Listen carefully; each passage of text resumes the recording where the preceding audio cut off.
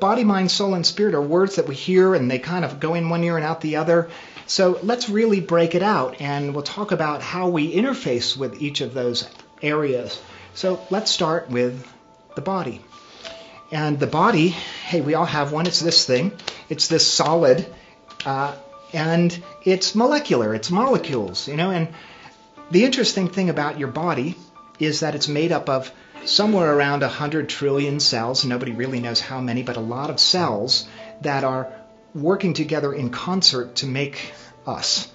And our cells are all intelligent, which means that they make decisions and they communicate with other cells and they perform a function and they react to their environment and change. They're responsive. So that represents some intelligence on the cellular level. And the interesting thing is that every day of your life, billions of cells die off and billions of cells grow. So most of the cells in my body and your body right now, you didn't have them last year. And you have very few cells that you had at birth. Maybe a few in the gut and a few in the brain. But your body's always renewing itself. So what body? My body this year is not the same body that I had. So why is my disease the same? Because there's something called cellular memory. And cellular memory we can talk about, use the analogy of muscle memory. So we've heard the expression, it's like riding a bike. And I haven't ridden a bike in 20 years. I get on there, I'm awkward for a second, but my body remembers that. That's muscle memory. A golfer swings that golf club thousands of times. That's locked into his memory, and some years go by, he picks it right up again. So the cellular memory, we have to clear the cellular memory of sickness. And when we're interfacing with the body, since it's molecular, we do that through the use of what we put in our mouths. So nutrients. People know they take a drug and they feel better or they feel differently moments later. Well, even though our food is not psychoactive, it's affecting our body in a really profound way. So food becomes the building blocks of what's going to be your body. So why, when people will use the finest additives for their car oil and their finest gasoline and the finest because, hey, I want my car to run optimally, why wouldn't I do that for my body? Because this serves as the building blocks. So if I'm going to put in poor building materials, I'm going to be falling apart, just like a house. Whereas if I put in the finest building materials, my house is going to be more solid and last longer. So the things we put in our body are paramount to our recovery. And there is now a tremendous amount of research on the condition of our gut and how it affects our brain.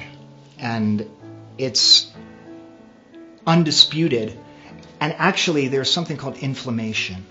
And inflammation now, what they're finding, is the precursor to anxiety and depression.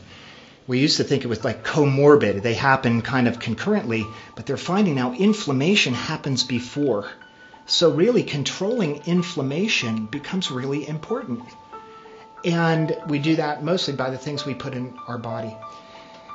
Plus the fact that many people have bodies that are toxic. We live, there's many industrial chemicals now, the things in our water, the additives, all the preservatives and hormones and all the things that people are eating, antibiotics that are in the food, these are affecting our body and we have to cleanse them.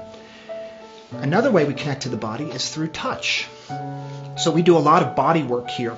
And some people think it's to soothe the nervous system, and it does.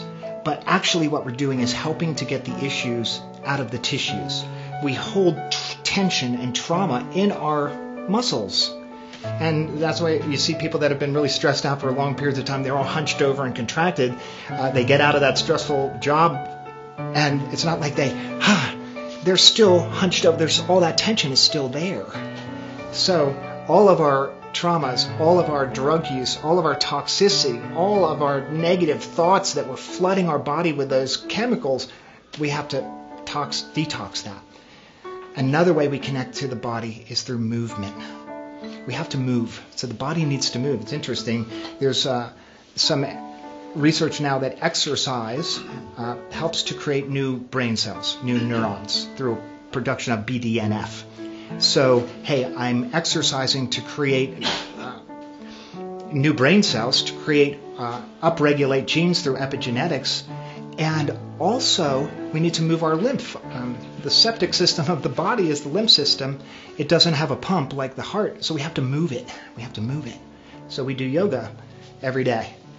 People get bodywork a couple of times a week. We are very precise about our food and the nutrients, the supplements that we use.